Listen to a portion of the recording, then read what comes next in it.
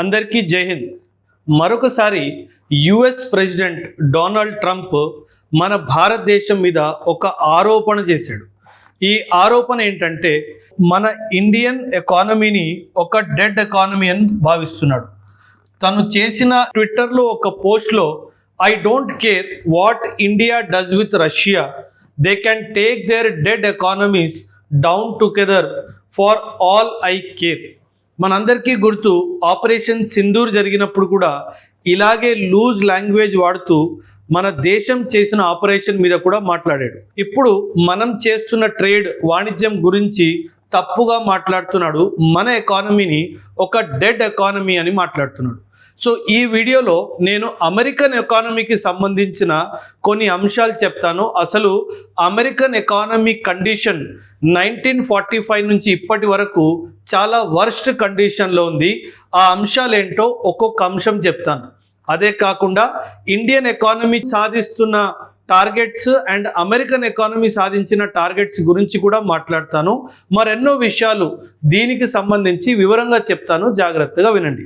First of all, అసలు ఈ statement ఇవ్వాల్సిన అవసరం ఎందుకు వచ్చిందంటే, వీళ్ళు ఇప్పుడు అమెరికా మన మీద 25% టారిఫ్స్ విధిస్తుంది అన్న విషయం మన అందరికీ తెలుసు. ఈరోజే దాని మీద నిర్ణయం వచ్చింది. ఇప్పుడు ముందుకెళ్ళిన తర్వాత ఒక స్టేట్మెంట్ ఏమి ఇస్తున్నారంటే, the tariffs that India is imposing are among one of the highest in the world అంటున్నాడు.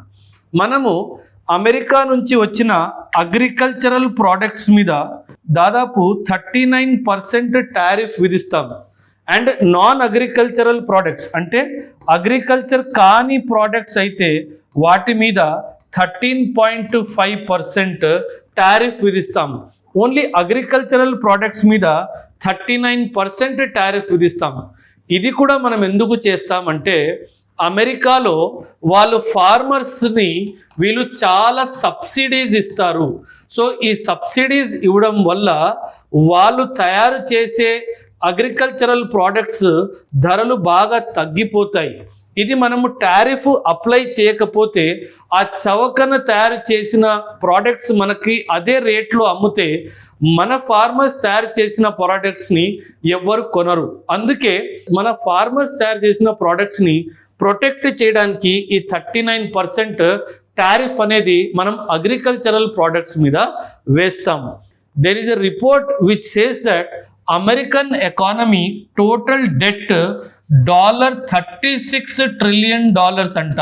ఇది చాలా పెద్ద అమౌంట్. 36 ట్రిలియన్ అమెరికన్ ఎకానమీకి డెట్ ఉంది. అంటే నువ్వు డెడ్ ఎకానమీ అయ్యుండి నా ఎకానమీని డెడ్ అంటున్నావు.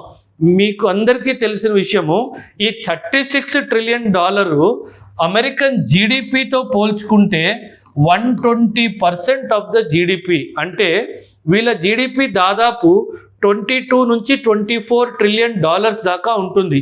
ఆ 22 నుంచి 24 ట్రిలియన్స్ డాలర్లో 120% వాళ్ళకి అప్పే ఉంది. అంటే వీళ్ళు 36 ట్రిలియన్ డాలర్స్ని అప్పుని తీర్చాల్సి ఉంది. అండ్ ఇందులో చాలా ముఖ్యంగా 26-27లో ఇందులో 2 to 3 ట్రిలియన్ అప్పు తీర్చే సమయం కూడా వచ్చేస్తుంది. సో అమెరికన్ ఎకానమీ నిజమైన డెడ్ ఎకానమీ. వీళ్ళు మాత్రము మన ఎకానమీని డెడ్ ఎకానమీ అంటున్నారు. వీళ్ళ అప్పు ఎంత ఉంది? 36 ట్రిలియన్ ఉంది. ఒక రిపోర్ట్ ప్రకారము మన అప్పు $2 ట్రిలియన్ దాకా ఉంది. 36 ట్రిలియన్ ఎక్కడ, 2 ట్రిలియన్ ఎక్కడ? ఎవరిది డెడ్ ఎకానమీ? నీదా నాదా? ఇన్ఫ్యాక్ట్ ఈ వరల్డ్లో అమెరికా తర్వాత మేజర్ ఎకానమీస్ ఏవైతే ఉన్నాయో వాళ్ళందరి అప్పు కలిపినా సరే దీనికన్నా ఎక్కువ అప్పు అమెరికన్ ఎకానమీకి ఉంది. ఇందులో అతి ముఖ్యంగా 17 నుంచి 18 ట్రిలియన్ చైనా అప్పు కూడా ఉంది. చైనా ఎకానమీ కండిషన్ కూడా అస్సలు బాగాలేదు. దీంట్లో కూడా చాలా ప్రాబ్లమ్స్ ఉన్నాయి. సో ఇలా వీళ్ళ ఎకానమీస్ బాగాలేనప్పటికీ మన ఇండియన్ ఎకానమీని ఒక డెడ్ ఎకానమీ అని పిలవడము ఎంతవరకు కరెక్ట్ మీరే ఆలోచించండి. ఇదంతా వీళ్ళు ఎందుకు చేస్తున్నారంటే, మన ఎకానమీ డెడ్ ఎకానమీ అని చెప్పేసి మనం రష్యాతో కొంటున్న ఆయిల్ అండ్ అదర్ ట్రేడ్ చేస్తున్నాం కాబట్టి మన మీద టారిఫ్స్ విధించడానికి వీళ్ళు ఒక వంక వెతుక్కుంటున్నారు. అందుకే ఇలాంటి పోస్టులు చేయడము, ఇలాంటి అభాండాలు మన దేశం మీద అమెరికా వేస్తుంది. ఒక రిపోర్ట్ ప్రకారంగా చూడండి, ఇది అమెరికన్ న్యూస్ ఏజెన్సీ, నేనేదో మన ఇండియన్ న్యూస్ ఏజెన్సీ గురించి చెప్పట్లేదు. అమెరికన్ న్యూస్ ఏజెన్సీయే చెప్తుంది 120% ఆఫ్ ద జీడిపి వల్ల ఫిస్కల్ అలారం రేజ్ అవుతుంది. ఈ ఫిస్కల్ అలారం రేజ్ అంటే అమెరికా డేంజర్ పొజిషన్లో వెళ్తుంది.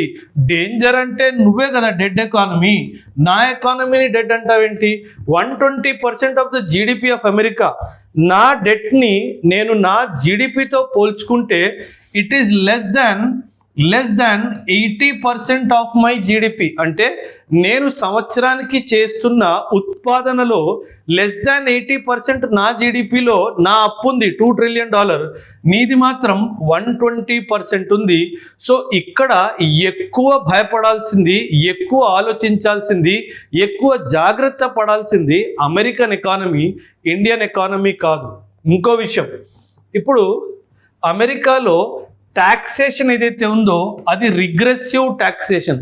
వీళ్ళు ఏం చేస్తారంటే అమెరికాలో డబ్బున్న వాళ్ళు రిచెస్ట్ 20%కి 65% ట్యాక్స్ కట్టిస్తారు. డబ్బున్న వాళ్ళకి ఎక్కువ ట్యాక్స్ కట్టిస్తారు.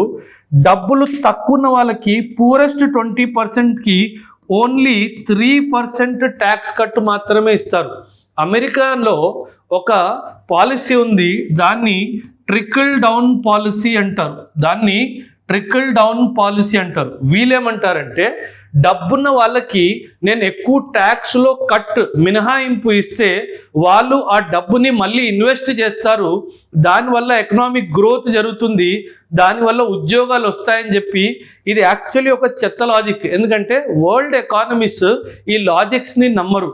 ఈ 65% నువ్వు ఇచ్చిన ట్యాక్స్ కట్ తను రీఇన్వెస్ట్ చేస్తాడు, అదే నీ కంట్రీలో కూడా చేస్తాడు అని గ్యారంటీ ఉంది. సో వీళ్ళు ఒక ప్రిన్సిపుల్డ్ పాలసీస్ ఏం ఫాలో అవ్వకుండా వాళ్ళకి నచ్చినట్టుగా డబ్బులున్న వాళ్ళకి ట్యాక్స్ కట్టిస్తున్నారు, పేదవాళ్ళకేమో తక్కువ ట్యాక్స్ కట్టిస్తున్నారు. సో డెడ్ ఎకానమీ నాదా అమెరికాదా మీరు ఆలోచించండి. ఇది ఇలా ఉండగా ఇంకోటి, అమెరికాలో చాలామంది పాపులేషన్ ఏజింగ్ ఎక్కువైపోతుంది, అంటే ముసలి వాళ్ళు ఎక్కువైపోతున్నారు. అందుకే అమెరికాలో వీళ్ళకి అందరికీ హెల్త్ ప్రొటెక్షన్ ఉంటుంది. సో ఈ హెల్త్కి ఇవ్వాల్సిన ప్రొటెక్షన్ ఖర్చు కూడా అమెరికా మీద చాలా పెరిగిపోతుంది. ఇది అమెరికన్ బడ్జెట్ మీద చాలా బర్డన్ క్రియేట్ చేస్తుంది అని చెప్పి రిపోర్ట్ ఉంది. చూడండి, American news agency McKinsey and company ఇచ్చిన రిపోర్ట్ ప్రకారంగా ageing population drives up US government spending. అంటే ఈ ముసలి వాళ్ళు ఎక్కువ అయిపోవడం వల్ల అమెరికన్ గవర్నమెంట్ స్పెండింగ్, వీళ్ళ ఆరోగ్య సంబంధించి ఖర్చులు చాలా పెరిగిపోయాయి, ఇది మన ఎకానమీకి మంచిది కాదు అని చెప్పి వాళ్ళు ఇస్తున్న రిపోర్ట్. చాలా ఇంటర్నేషనల్ ఏజెన్సీస్ అమెరికన్ ఎకానమీని ఒక టైం బాంబు లాగా చూస్తున్నారు. ఒక టైం బాంబు అంటే ఈ బాంబు, అమెరికన్ ఎకానమీ బాంబు ఎప్పుడైనా పేలొచ్చు, ఎప్పుడైనా సరే అమెరికన్ ఎకానమీ కుప్పకూలిపోవచ్చు అని చెప్తున్నారు. అలాంటి దేశానికి చెందిన ఒక నాయకుడు నా ఎకానమీని డెడ్ ఎకానమీ అని దూషిస్తున్నాడు. చూడండి, అండ్ డిఫెన్స్ బడ్జెట్, వీళ్ళు డిఫెన్స్ బడ్జెట్కి వస్తే గనక అమెరికా చేస్తున్న డిఫెన్స్ మీద ఖర్చు దాదాపు $850 బిలియన్, అంటే దాదాపు $1 ట్రిలియన్. నా డిఫెన్స్ బడ్జెట్ $70 బిలియన్ మాత్రమే. అంటే ప్రపంచమంతా గొడవలు సృష్టించాలి, ఆ గొడవల్లో మనం పార్టిసిపేట్ చేయాలి, కాబట్టి వీళ్ళకి అంత డిఫెన్స్ బడ్జెట్ కావాల్సి వస్తుంది. ఒక రిపోర్ట్ ప్రకారము అమెరికా ఈ డిఫెన్స్ బడ్జెట్ కూడా సేవ్ చేసుకుంటే ఎకానమీ చాలా మటుకు రికవర్ అవ్వచ్చు అని చెప్పి కూడా రిపోర్ట్స్ ఉన్నాయి. సో ఇలా అమెరికా డిఫెన్స్ మీద కూడా చాలా డబ్బులు స్పెండ్ చేస్తుంది, కాబట్టి వాళ్ళ ఎకానమీ కండిషన్ చాలా వీక్ అయిపోతుంది అని కూడా రిపోర్ట్స్ ఉన్నాయి. ఒక రిపోర్ట్ ప్రకారము అమెరికన్ డిఫెన్స్ బడ్జెట్ మిగతా 10 దేశాలు నెక్స్ట్ 10 కంట్రీస్ కన్నా ఎక్కువ డిఫెన్స్ బడ్జెట్ అమెరికాదే అని రిపోర్ట్స్ కూడా ఉన్నాయి. ఇండియాది హార్డ్లీ అని, ఇన్ఫ్యాక్ట్ అమెరికా తర్వాత చాలా ఎక్కువ సౌదీ అరేబియా, చైనా ఇలాంటి కంట్రీస్ డిఫెన్స్ బడ్జెట్స్ చాలా ఎక్కువ ఉన్నాయి. So American economy increasing defence budget వల్ల కుప్ప కూలిపోయే అవకాశం ఉంది అని చెప్పి రిపోర్ట్స్ ఉన్నాయి. చూడండి ఎన్ని అంశాలు అమెరికన్ ఎకానమీకి విరుద్ధంగా ఉన్నా వీళ్ళు మన ఎకానమీని డెడ్ ఎకానమీ, రష్యన్ ఎకానమీని డెడ్ ఎకానమీ అని అనవసరంగా దూషిస్తున్నారు. ఇది ఇలా ఉండగా కొన్ని అంశాల మీద అమెరికన్ ఎకానమీ అండ్ ఇండియన్ ఎకానమీది నేను కంపారిజన్ కూడా ఇస్తాను, చూడండి. ఫస్ట్ ఆఫ్ ఆల్ మన రియల్ జీడిపి గ్రోత్ అంటే ఈ సంవత్సరానికి కంపేర్ చేసుకుంటే మనం నెక్స్ట్ సంవత్సరము ఎంత బాగా ఎదగొచ్చు అన్నది జీడిపి గ్రోత్ అంటారు. IMF రిపోర్ట్ ప్రకారంగా మన ఎకానమీ 6.4% రేట్తో గ్రో అయ్యే అవకాశం ఉంది అని ఇంటర్నేషనల్ ఏజెన్సీస్ కూడా చెప్తున్నాయి. నాది 6.4% గ్రోత్ అయినప్పుడు అమెరికన్ గ్రోత్ మాత్రం 1.2 నుంచి 1.3 మాత్రమే ఉంది. అంటే గ్రోత్ కెపాసిటీ నాది పెద్దది. సో నేను డెడ్ ఎకానమీ ఎలా అవుతాను? రెండవది ఇన్ఫ్లేషన్ మంది కూడా 2.1, అమెరికాలో కూడా 2.1 ఇన్ఫ్లేషన్ ఉంది. ఇన్ఫ్యాక్ట్ అమెరికాలో 2.1 ఇన్ఫ్లేషన్ కూడా చాలా ఎక్కువ. మన దేశంలో 2.1 అన్నది అది చాలా బిగ్ అచీవ్మెంట్. అంటే మన ఎకానమిస్ట్, మన RBI కానీ మన గవర్నమెంట్ కానీ ఎంత బాగా ఇన్ఫ్లేషన్ని కంట్రోల్ చేస్తుంది అన్నదానికి ఇదొక నిజ స్వరూపం జూన్ 2025లో. అండ్ ఇది చాలా ఇంపార్టెంట్. ఫారిన్ ఎక్స్చేంజ్ రిజర్వ్స్ మన దగ్గర దాదాపు $700 బిలియన్ రిజర్వ్స్ ఉన్నాయి. అంటే మన స్వయం సేవింగ్స్ ఉన్నాయి. అమెరికా దగ్గర మాత్రం కేవలం 135 నుంచి 150 బిలియన్ డాలర్లు మాత్రమే ఉన్నాయి. నాలో ఒక 5వ రెట్టు కూడా అమెరికా దగ్గర లేదు. అలాంటప్పుడు నేను డెడ్ ఎకానమీ ఎలా అవుతాను? నీది కదా డెడ్ ఎకానమీ. ఇంకోటి ఇన్వెస్ట్మెంట్ FDI ఇన్ఫ్లోస్ మన దగ్గర దాదాపు ప్రతి సంవత్సరం $100 బిలియన్ దాకా ఇన్వెస్ట్మెంట్ వస్తుంది. కాకపోతే అమెరికాలో కూడా చాలా ఇన్వెస్ట్మెంట్ వస్తుంది. కాకపోతే వీళ్ళు ఏం చేస్తారంటే ఈ ఇన్వెస్ట్మెంట్స్ వాళ్ళ దగ్గర రావడానికి అమెరికాలో ఉన్న మరెన్నో దేశాల్లో ఉన్న క్రెడిట్ రేటింగ్ ఏజెన్సీస్ని ఇన్ఫ్లుయెన్స్ చేస్తారు. ఇప్పుడు మనందరికీ తెలుసు క్రెడిట్ రేటింగ్ అనే విషయము ఎలా పనిచేస్తుంది. మన సిబిల్ స్కోర్ బాగుంటే మనకిచ్చే ఇంట్రెస్ట్ రేటు చాలా తగ్గిపోతుంది. సో అమెరికా వాడు చాలా తెలివిగా ఏం చేస్తాడంటే క్రెడిట్ రేటింగ్ ఏజెన్సీని ఆల్మోస్ట్ కొనేసుకొని అమెరికాని AA అండ్ AAA ఇలా రేటింగ్లు హయ్యెస్ట్ రేటింగ్స్ ఇచ్చుకుంటాడు. ఒక ఎకానమీకి $36 ట్రిలియన్ డెట్ ఉంటే మీరు AA+, AAA రేటింగ్ ఎలా ఇస్తారు?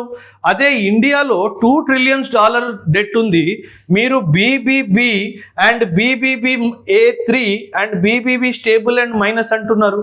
అంటే అప్పున్న వాడికేమో మంచి రేటింగ్, అప్పు లేని వాడికేమో తక్కువ రేటింగ్, తక్కువ పెరుగుతున్న వాడికేమో మంచి రేటింగ్, ఎక్కువ పెరుగుతున్న వాడికేమో తక్కువ రేటింగ్. ఇది ఎక్కడ న్యాయం?